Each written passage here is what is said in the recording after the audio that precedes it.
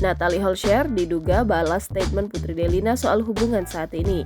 Natalie Holscher mengejutkan warganet dengan membagikan unggahan Instagram berupa kata-kata. Kata-kata itu bukanlah sebuah quotes inspiratif, melainkan sebuah himbauan untuk seseorang yang tak ia sebutkan namanya. Natalie meminta seseorang itu untuk datang langsung ke rumahnya.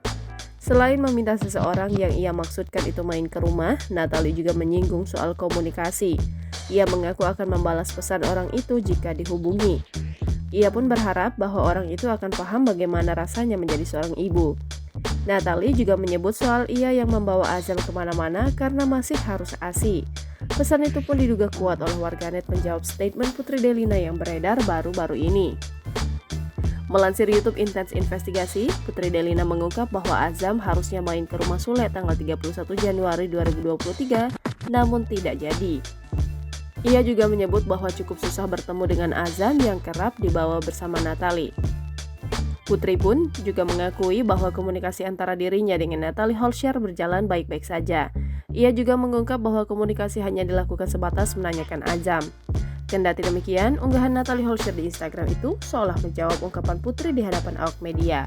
Natalie tampak menguatkan dan menyemangati dirinya sendiri lewat caption Instagram. Bulan harusnya kemarin tanggal 31 tuh Jaza harusnya ke rumah, cuma enggak. Kalau untuk komunikasi baik-baik aja sih, baik-baik aja, maksudnya ya sudah ngurusin hidupnya masing-masing kan sekarang kan. Paling ya kalau misalnya nanya cuma ya biasa ngajak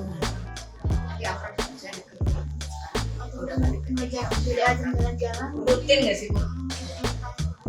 Untuk sekarang tuh agak susah kalau katanya apa mungkin biasanya suka dibawa main juga kali ya, dan katanya memang untuk muda juga kita untuk Jangan lupa subscribe, share, komen, dan like ya!